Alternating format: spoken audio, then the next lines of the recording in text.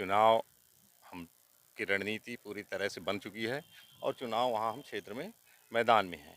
वहाँ प्रमुख रूप से जिस तरह से दोनों पार्टियों ने, कांग्रेस और भाजपा ने चित्रकूट विधानसभा की उपेक्षा की, उसको छला गया, उसके साथ धोखा किया गया, इस मुद्दे को लेकर हम लोगों के बीच में जा रहे हैं और लोगों को बड़ा समर्थन मिल रहा है। एक पार्टी है वो कहते हैं कि हमारी तो सरकार नहीं है, जो जिस पार्टी के विधायक है वो कहते हैं हमारी सरकार नहीं है, और जो दूसरी पार्टी है वो कहते हैं कि हमारा विधायक नहीं है। ऐसा बहाना करके चित्रकूट क्षेत्र को धोखा दिया गया। कुपोषण की सबसे ज़्यादा समस्या वहाँ, अशिक्षा की समस्या वहाँ, मजदूरों का रोजगार के लिए पलायन वहाँ, सिंचाई की सबसे कम सुविधा वहाँ।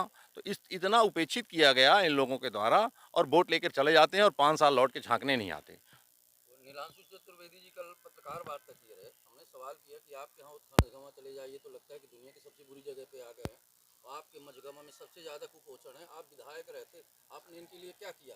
और आपका चेहरा कहीं इनके विरोध में नजर नहीं आया, ना इनके समर्थन में नजर आया। उन्होंने कहा कि नहीं, हम सब कर रहे हैं सिद्धाश्रम को सिद्ध पहाड़ को सिद्धाश्रम बनाने के मूड में। आपका क्या कहना है कि उन्होंने कोई काम ऐसा किया है जो अब उनके बारे में वो जवाब दे सकते हैं उन्होंने क्या किया। बाकी क्षेत्र की पूरी जनता जानती कितना किया।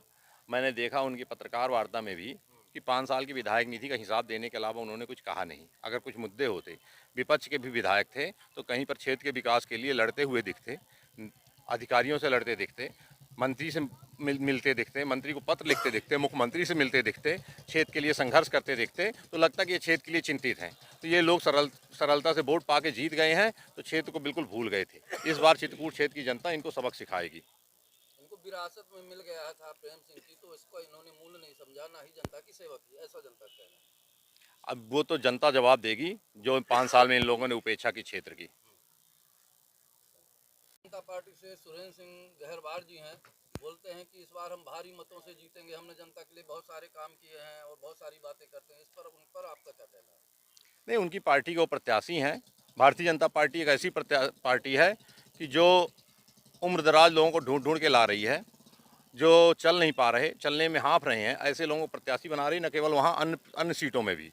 तो उनके साथ तो स्थिति ये है कि कोई मतदाता, क्षेत्र का नागरिक कोई काम के लिए जाता है तो पहले वो डांटते हैं उसको। एक गांव की भाषा में होती है, बोला जाता है चावने दौड़ते हैं।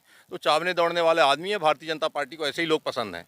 मैं विनम्र था, लोगों से अभद्रता से बात नहीं करता था, इसलिए मुझे टिकट नहीं दिया। उनको लगा कि यार यही अच्छा है, जो अभद्र आदमी हो उसको ही चाहिए उनको। तो उनके यहाँ अभद्र लोगों की कदर है तो अभद्र हैं और जनता उनको भी बताएगी कि उन्होंने कितना जीतने वाले हैं, क्या होने वाले हैं। जमानत बचाने की देखें, बस यही है। प्रेस नोट में उन्होंने लिखा था कि 10 साल से हमारी पार्टी का विधायक नहीं, इसलिए चित्रकूट का विकास नहीं किया हमने। वही तो मैंने पहले अपने जवाब में कहा ना कि एक वो कह रहे हैं कि हमारी सरकार नहीं है, कांग्रेस वाले, और भाजपा वाले कह रहे हैं हमारा विधायक नहीं है। तो ऐसा दोनों बोल के चित्रकूट को फुटबॉल बना दिया, उसके साथ खेले हैं। इस बार वहाँ की जनता इन दोनों को खेलेगी।